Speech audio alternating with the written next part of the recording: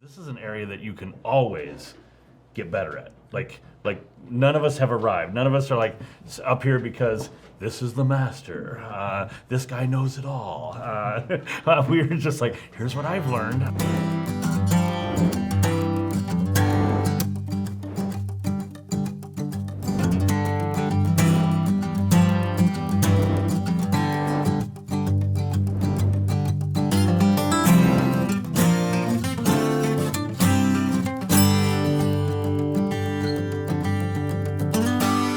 Welcome to another edition of the Youth Leader's Brain.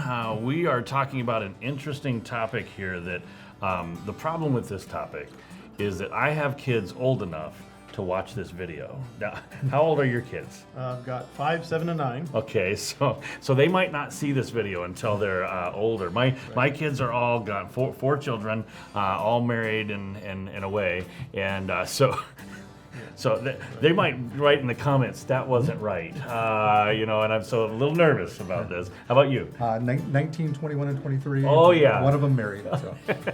Yeah, so there may be some revisionist Yes. comments in your section. So first of all, investing in your children. That's our topic here today. And we're coming at this from the idea that you are a youth worker, that you are in ministry, that you have to balance kind of the work family. Every time that I see a work family kind of on a conference schedule or something like that, I'm always curious because this is an area that you can always get better at. Like none of us have arrived. None of us are like up here because this is the master. This guy knows it all. We were just like, here's what I've learned.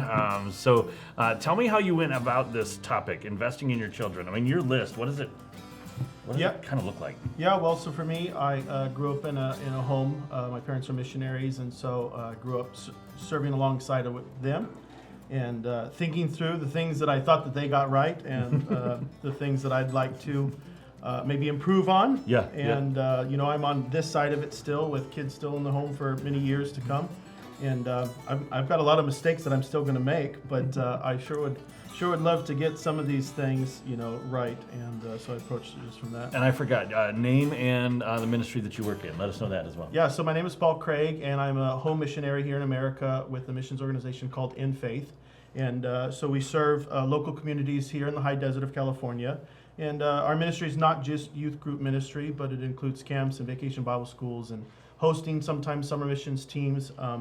But youth group is a big part of what I do throughout the majority of the year. And so to be able to incorporate our kids, to have them be a part of the ministry like I was when I was a kid growing up is just a joy. In your experience would be, say, in a small church. Right. That would be my experience. I'm in a small church, and Sam Brock from out here at Ironwood Camp. And so I'm coming at it from a little bit of a kind of a camp guy's schedule. It might be a little bit more of what an evangelist would have. In fact, in some ways, I think of local church as our blind spot, where we've got to really kind of work at making sure that local church is what we do well, because the camp ministry can overwhelm. But definitely a family in ministry. And as I was kind of looking at this thing, I found myself not being too proud of my list. I'm like, this is really simple, practical. I didn't go big, broad, except for maybe one or two. I don't know what everybody else's will look like. It'll be curious to me to see how much we overlap. But I did go really kind of specific in some of them. So they're going to be more practical. How about you? My name is Bryan Miller. I'm the children's pastor at Tri-City Baptist Church in Chandler, Arizona. I've been doing children's ministry for 25 years. As we mentioned, we have older children, and so the way I approach this is the assumption that that you are in ministry, that you are a youth leader or in missions or a pastor, and so it's not just how do you invest in your kids as a general parenting. It's I approach this in how do you avoid some of the pitfalls that commonly happen with PKs, with pastors' kids. How do you help your kids not become bitter toward ministry? growing up in a home that's doing ministry. In fact, I polled all of my kids. We talked to them, and I've talked to several other I was ministry too scared folks to do that. and to get information back about what helped them not become bitter in ministry.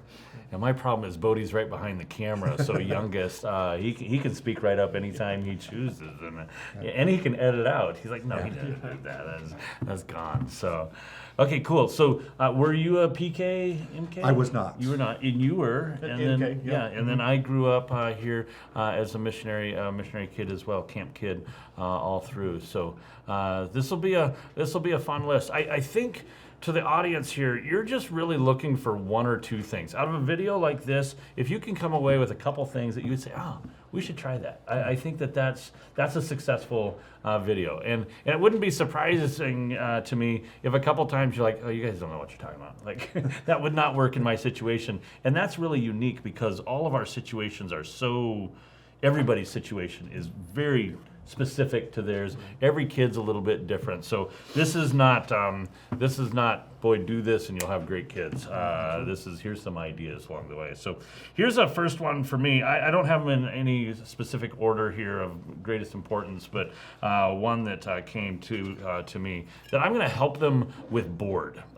So with our children, helping them with board is like an important thing. So let's go young. And my wife is trying to figure out, okay, we're taking kids to youth group. The youth group is having a great time, but the kids are just kind of, it's not for them. They're kind of on the side. And so we just did a number of things that recognized that we need to help them kind of go through the times that are boring, just sit and wait and that sort of thing. So we would have people at our house, we would have meetings in our home, we were doing things like that. And we wanted to make that fun for our kids, or at least help them know how to act like that. I can't expect my kids to be like adults when they're not yet.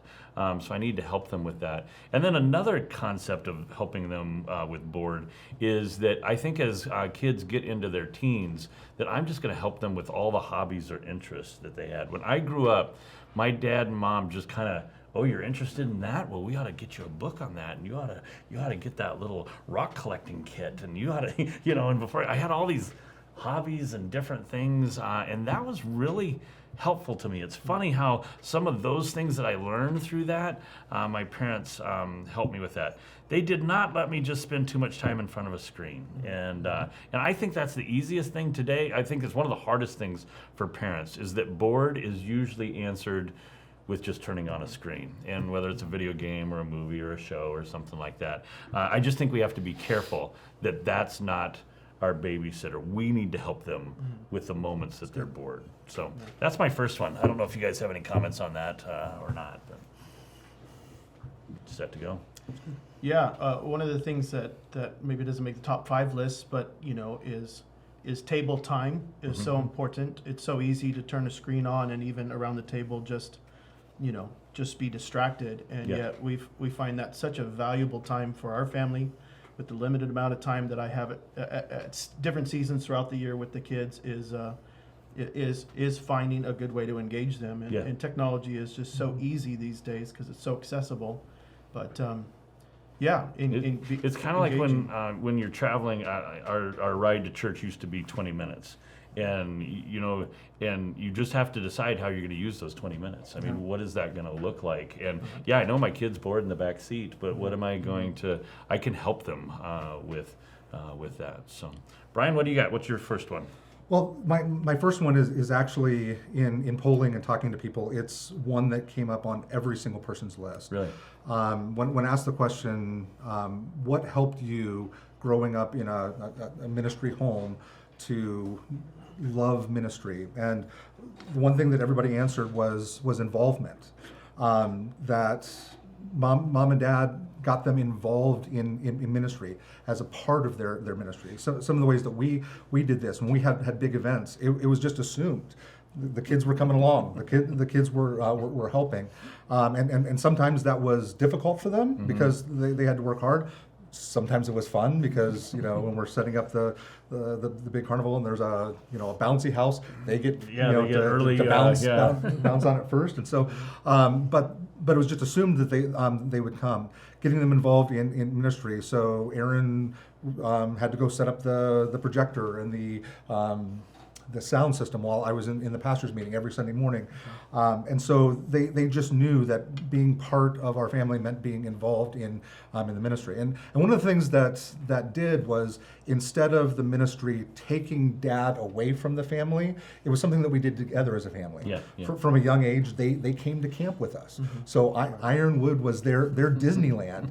And so getting them involved. And then as they got a little older, getting them involved in their church, not necessarily with mom and dad. And so they had an opportunity to serve in other areas and rub elbows with other people in the church.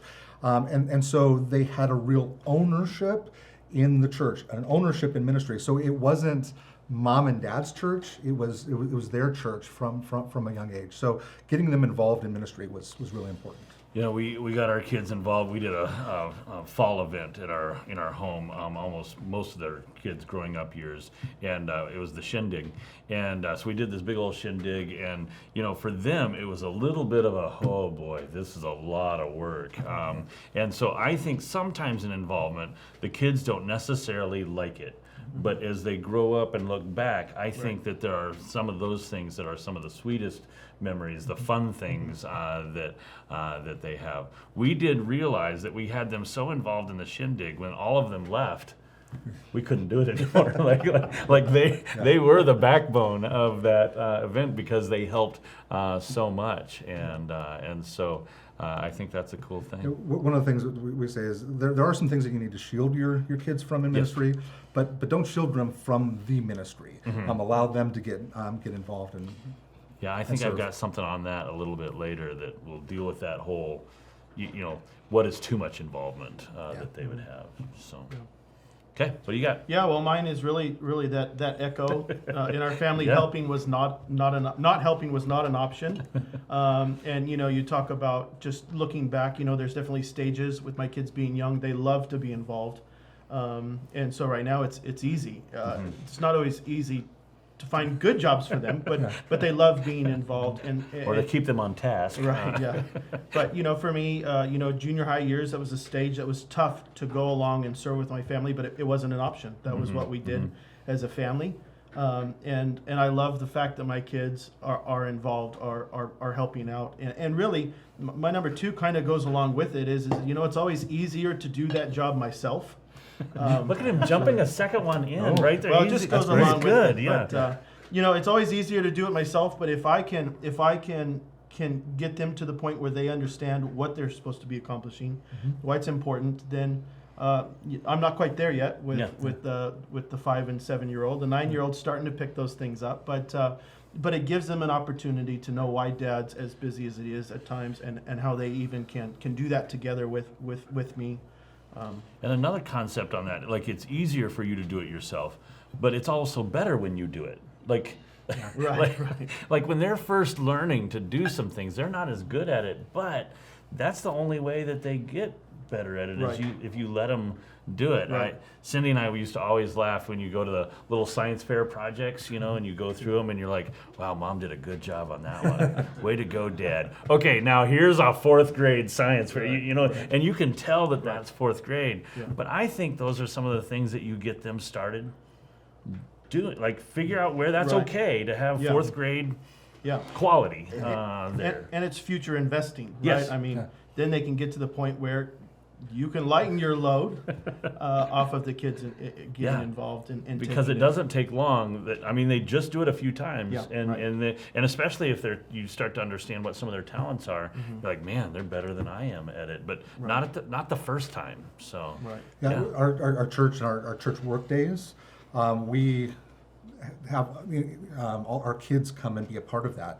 And it takes extra planning to do landscaping or cleaning with a 6-year-old there. It's harder to do. You need more people to do that. But that investment in them at a young age, we did all the landscaping on our new property. Well, this was 10 years ago, and we had 5 and 6-year-olds helping out there helping plant trees.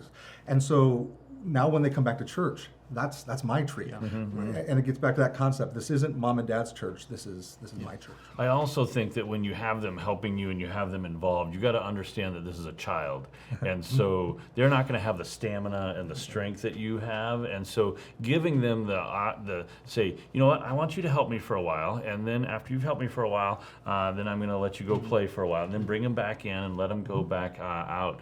I think that's a mom and dad recognizing that this is not just slave labor.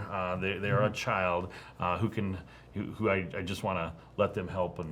And he also brought up a point, the junior high. Did you see? So he's coming up to that. Did you see any difference in junior high or?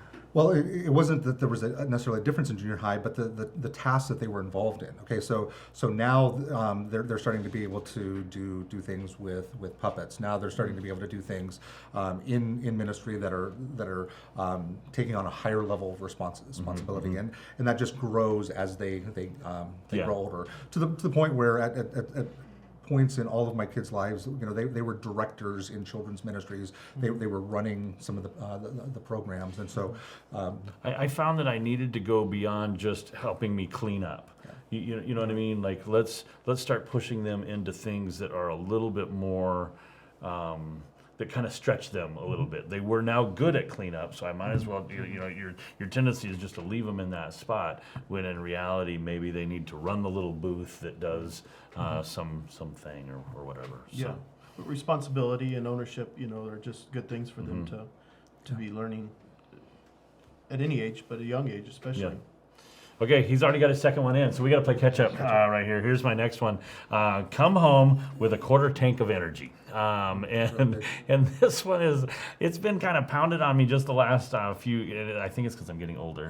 But even when the kids are gone, I need to be able to do this. But this is a person kind of pacing themselves for the whole day. Coming home with a quarter tank of energy, I think it can always be your plan. It won't always happen, but it should be always my plan. I believe my wife has to be understanding that every now and then I'm going to come home totally wiped out. Like I just bonk. That's the end of me. But if I come home every night that way, I am not investing in the kids. I am not helping out I'm not ready to listen to the problems of what happened in that day. And I've got to kind of come in at the very beginning saying, basically, I've still got energy. Like I'm still good to keep on going. Yeah. And so this one's a real challenge. I don't think we're perfect on this one, and I don't think actually we need to be. I think you can give it all in a given day. But if you're the majority of your days coming home, you don't have a quarter tank of energy, then I think the investment in our children and our wife is hurting. So that's a real practical one. That's good, and not just having that energy, but if you're always coming home tired from ministry, you're communicating to your children something about ministry. Yeah. That this is always a downer, or is it something that's always draining? Yeah. That's good. Okay, what do you got? My second one is be intentional. So you need to be intentional about everything that you do with parenting. So we got done a few minutes ago talking about mission, vision, core values, having goals for your youth ministry.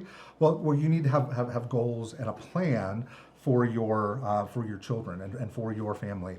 I was reading something in a book just this week, and it hit me like a ton of bricks. It said, why would your children come to you and talk to you about a difficult subject that is awkward for you and awkward for them when they can just Google it? And so understanding that our kids are going to their phones, they're going to Google, they're going to Alexa to answer some difficult questions, we have to be intentional about having those conversations. Be intentional about what we're doing in the home and how we do that. And so my youth staff meeting for my home was date night with Debbie. And so when we would go out on date night, we would enjoy a dinner, we would enjoy each other's company, but conversation always came around to the kids, and then we would start having a plan for, okay, so are they old enough to have this conversation yet? Okay, we need to do that this month. How is so and so doing in this area of their life? And so we were very intentional about the parenting that we did based on where they were. We almost treated it like a little youth group. We had a plan to attack it. We weren't always perfect. We didn't always cover everything. But if you're intentional about it, you'll tend to not miss out on many of those things. Yes. I'm just going to make my third one a illustration of your being intentional, and this is create a kid calendar. So in the same way in youth work, you might create a youth calendar. At the same time that you're doing some of that planning, that's when you're planning with your wife to say, what is the kid calendar? I mean, what are the things that we're planning to do with the children? So it goes a little bit to vacation, maybe some downtime, maybe seasons of life that are a little bit simpler. How are we going to do that? And in those seasons of life that are really intense, how am I going to not ignore the kids? What are we going to try to do to have a kid calendar? What I loved about, I live in a fairly structured ministry that has a big calendar that has lots of things in it.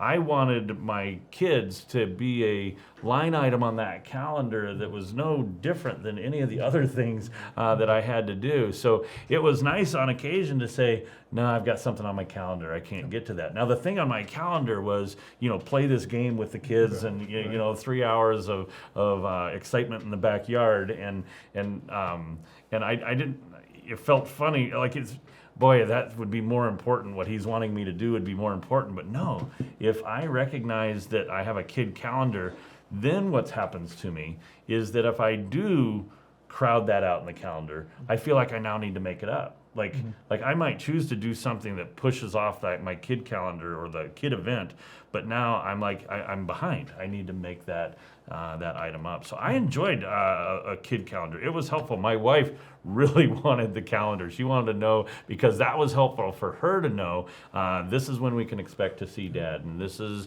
when we will do this thing as a family. And it helped us go through some of the really busy times of ministry because we knew we were also going to spend the family time. Yeah, if I can piggyback again, I just think, you got to make sure what kid calendar is just, plan some individual time with kids, whether it's a daddy-daughter date or, just a quick trip to town with your kid or your son, or, not ministry related necessarily. And I'll tell you, they remember those. They remember better than I do. That individual time with Dad. I work from home. My office is in our house, and we homeschool on top of that. So I'm around the kids all the time, but that doesn't mean that I'm spending any individual time with them or specific time or intentional time with them. And so even just the little times where we can get away and do a project together or an errand or something like that, it's been so valuable. I think back from my own experiences, but they remind me often that I need to be better, even about, we haven't gone on a daddy-daughter date in a while. It's time, and it's just such a special opportunity to be together and invest in them. And so. This one is probably, as Cindy and I would look back on our child training, this would have been one of the areas that we would have said, we could have done better in this one. We had 4 children in 5 years, so they did feel like a youth group, like they felt like just one unit, and they were close and they were tight, and we enjoyed doing things as a family. But this is, I think that's a good thing, that each one of those are individuals. They're individually thinking and working through what they believe and what they think about stuff. And I also believe that one-on-one conversation is different than any other type of conversation. That one-on-one is, you are just able to talk together, and it's just the two of you. You add one more person in that, you know what I mean? You take the 2 older girls, and it's just it's now a different event. And so I like that. And especially at key milestones.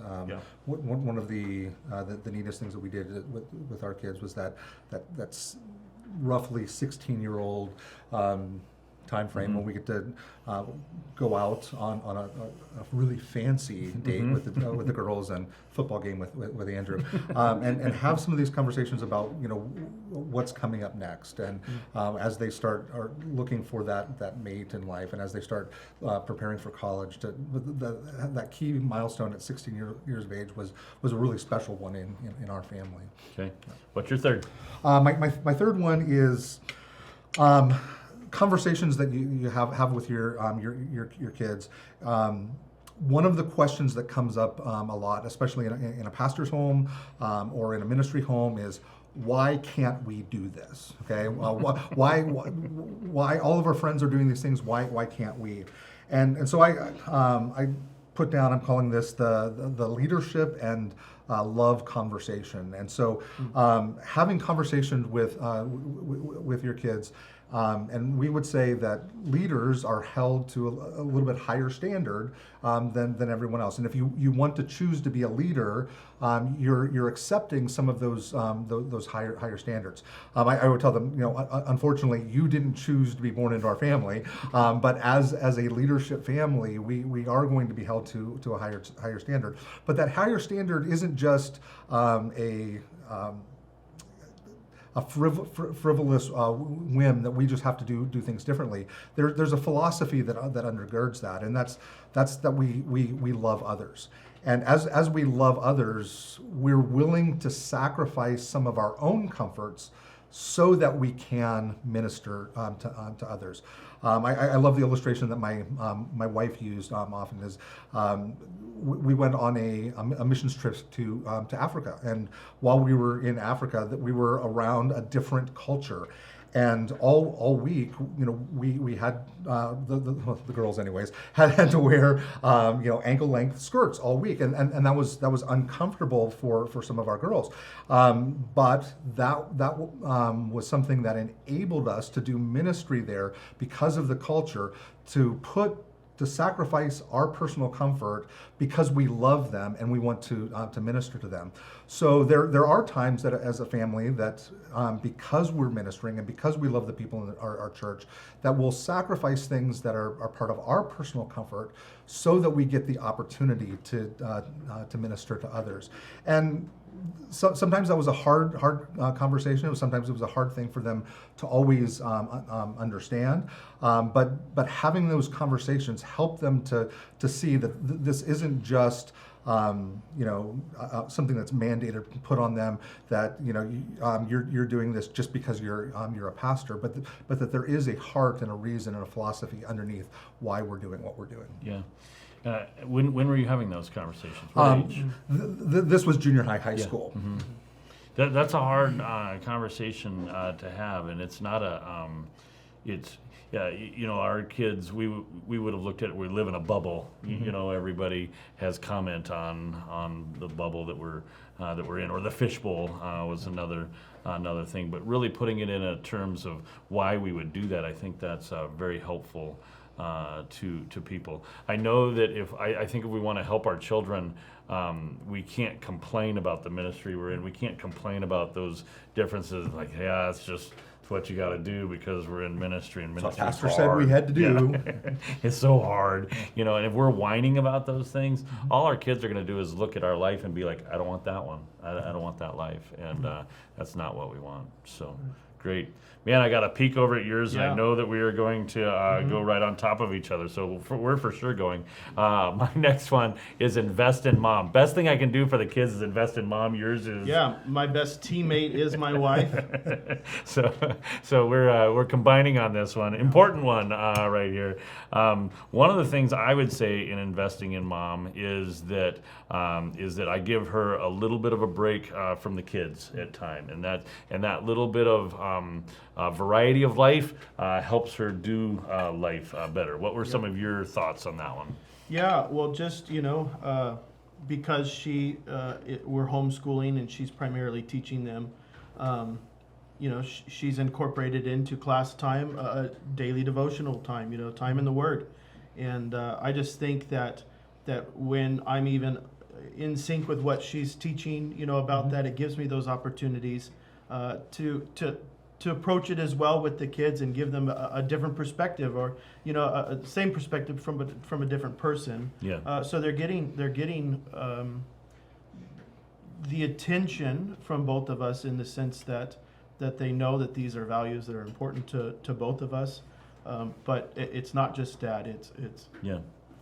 Another thing that I did was in investing in Mom was that I looked for on a yearly basis those things that would save her time. So, like I love a new tool in the garage. I mean, that's really fun. But a new tool in the kitchen or something in the laundry room that saves her time and effort, that's investing in Mom, which is turning around and putting more time into the kids. And so I think it's emotional, spiritual, just the physical investment in her, helping her know what her hobbies are, what her interests are, and encouraging a life even beyond the kids. I actually think that my wife does better with the kids if there is a life that's much more than only the kids, and so that helps her. There is a ton of time that goes into our children. She does a huge amount of work there, but I've got to. She's the best thing that I can help, the best person I can help to help my kids. So we got 4 on the table. Right, I'm running behind. So the next one I had is, family devotions I think are really important. But one of the things that I think is really important as a parent is helping your kids develop for themselves a personal Bible study, a personal relationship with God on a daily basis. And as a children's pastor, one of the things that I found is the most important element in having your kids make that a habit, make that a part of their routine is parental involvement, and parental involvement at an early age. My wife and I are continually put to shame by the amount of time and consistency our kids spend in God's Word. And I believe in life, and I can say for me personally, I'm only as spiritual as the time I'm spending in God's Word. And so helping them develop that for themselves, helping them develop that daily walk, and it's not always easy, especially when they're younger, but continuing to work with them and develop that love is really important for their long-term ministry and growth. You had personal devotions. I had family devotions, and this is the reason I wrote this one up was because of how much our family devotions changed as our children got older. And at first, when I was thinking about this topic, I went through some things in my mind that, boy, really changed. Like I had a mentality of what this was going to look like before I had kids, and then I had kids, and I'm like, whoa, it's different than what I would have thought. And family devotions is one of those things that when our kids were really small, and you're tucking them into bed, and Mom, Dad, read us a story. That was one thing. And in elementary, you're really in a training mode where you're teaching them lots of facts and things that work. But when we got to teens, boy, some of those things weren't exactly the same. So for us, what we changed as our kids got into their teen years was that family devotions morphed from being a set moment before you went to bed, because now as teens are coming and going, and yep, there were some bedtimes and all that stuff, but schedules were really different. This became a specific intentional time around the dinner table, and our goal was a couple of these a week. The schedule does get crazy, and it's so easy to all be going different ways, but we were going to sit around the table a couple days a week, and I had something in my mind that was going to be a question or a story about something that I had learned or something very specific. Now, some of those little things lasted for 4 or 5 minutes, and then everybody's like, okay, thanks, Dad. They didn't do anything. But then there were other times where we would talk about something, and then one of them would ask a question, and then Cindy would ask for clarification on something, and then I would tell a little bit more. And before you know it, an hour would go by, of just us talking around the table. And I realized that because that child is not, they're not the same from under 5 to 5 to 12 to 12 on up, that family devotions needed to also tweak. And so I really did enjoy at times it would be just really special. And at times you just know you shared a few things, and I hope that got in. But it was amazing to me that they would circle around every now and then. They'd be like, "Dad, you remember you were talking about that guy who did da, da, da?" And I'm like, "Yeah." And now a whole conversation was brought up. So thinking about what you're going to do on family devotions, how they're going to change, how they're going to tweak. This is your intentional moment, and I think that as they get older, it's not always quite as regular as it is when they're younger, but it still needs to be there. You still need to be the person that they would talk to about life. Like that's where we're going to talk about it. By the time they leave home, I don't think there's any topic that you are not willing to talk about. And if you can get past some of those awkward ones, that's what you're trying to do. It's hard, but it's what you want your kids to be totally comfortable with that. Right. So Yeah, the relationship that you build at a young age actually is the investment that allows you to have some of those really great conversations with them as they're older. I've really cherished some of the conversations that I've had with my kids over the last few years. But I'm not sure I would have been able to have those conversations without the investment that we had when they were young. Yeah, absolutely. I've heard it said that you're not raising them to be a 6-year-old, you're raising them to be 30 years old. I may need to parent right now while they're 5, 7, and 9, but I need to be thinking that I'm raising them to be an adult, to be on their own. Yeah. And so, like you've said, there's not conversations that are off the table because that may be life-changing for them, things that they need to be able to talk in the safety of your home. Yeah, and that's where you almost have to change the gear in your mind. You've got to take the bar that was at the 12-year-old child, and as they go through puberty, that is you taking the bar and setting it up here at adulthood. You know what I mean? And you're looking at this child and you're like, that's my kid, but no, they are, as they go through puberty, they are now an adult. Other people will look at them like an adult because they look like an adult. They do look young, but they are an adult, and we have to start bringing them to that spot, not treat them like our little baby. Right. So, okay, what do you? Let's see, where are we? I did 5. Go ahead. You're at number 5. Yeah, I don't know. Does this piggyback again? But taking the opportunity for teachable moments. That can come out of your own personal devotions. It's just amazing how the Holy Spirit works. That something that you're talking, you're dealing with the Lord then, and you've studied and worked through, and then it comes up in a conversation, just out of the blue, and you can help someone else or your own kid. Sometimes ministry is just so busy that you just don't have that time, right? You've got 15 other people waiting on you, and you got to keep moving. But when you can, sometimes things need to come to a screeching halt because the truth that you're trying to invest right now or teach right now is so monumental that it's important to stop. It's important for your own kid to understand this concept. Why is Dad gone so many nights of the week?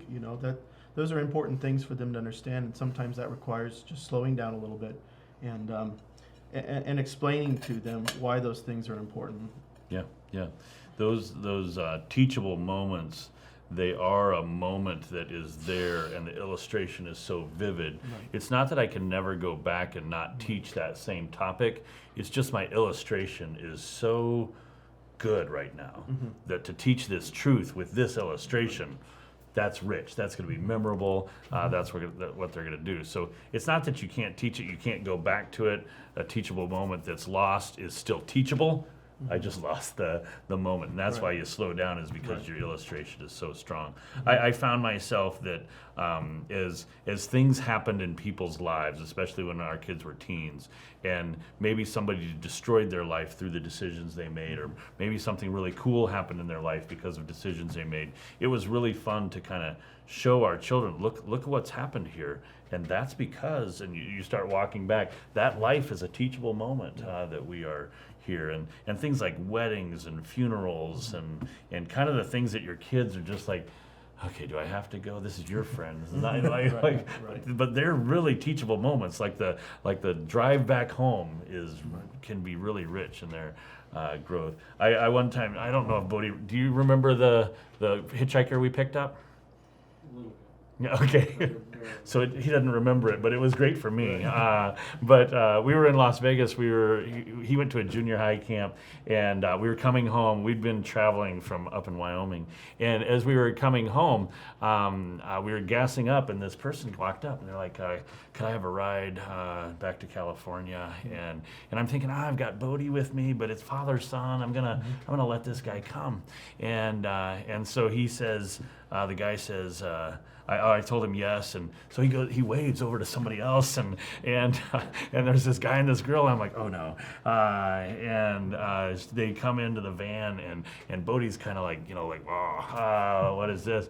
And so I just started asking him questions. Well, it turned out being a story of a prodigal daughter who had run away from home and gone off with a guy, and their life was completely destroyed, and now they were headed back home. Their parents were Christians in Lancaster, and so they were trying to get back there. And I knew the church, and I knew all about what they were doing, and so I just asked them questions. Bodie's eyes are just huge, and like, whoa, this is big. But it was one of those moments where I think, this is going to be a good, teachable moment. Now, he doesn't remember it, so what's the good of that? But a little bit, just a little bit. But when we dropped him off, at the off-ramp and said, this is as far as I can take you, and they were saying thank you. And they were talking about how their life was destroyed in just a few minutes, coming home. I'm like, you just never want to put your life in that situation where they are absolute, life has been ruined in the last 3 years because of just going against God's way. So those teachable moments are just rich, even if your kids can't remember them. So. Okay, what do you got?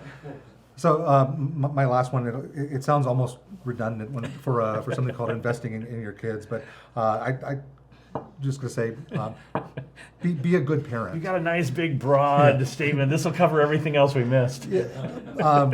But the focus of this, though, is that the assumption is because you're a pastor, or you have that title along with your name, or that you've graduated from Bible college, that automatically makes you a good parent.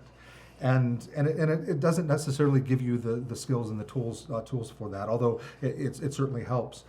So be willing to humble yourself. Take that parenting class. Well, wait a minute. Watch this video. I'm one. I'm one of the pastors. If I go to that class, what do people think? Well, no. Humble yourself and be willing to be a good parent and put the time in. One of the things that goes along with this is really that idea of humility. Regardless of whether or not you're a pastor or just an ordinary parent, at some point in your kid's life, they're going to see hypocrisy in your life. It's been said that a family is a bunch of sinners living under one roof, and so your kids are going to see you sin, and then also you go out in public, and because of their idealized view, hey, you're a hypocrite, you're different out in public than you are at home. And that is magnified even larger when you're a pastor. You're just doing that because you're a pastor. You're doing that for other people. And so in the home, especially when you make mistakes, justifying it to your kids or trying to help them cover over what you did, so that you're not embarrassed by that. Be humble. Whoso covereth this sin will not prosper, but confess it and forsake it you'll find mercy. And so, and that also involves your kids. So get used to saying the statement, "I'm sorry, I was wrong. Will you forgive me?" And when you ask your kids to forgive you, and when you're humble and actually go through that process with them as kids, it's harder for them to get that stumbling block in their life of, oh, my dad was just a hypocrite. He did that just because he was in ministry. So being willing to humble yourself and do the things that it takes to be a good husband and father.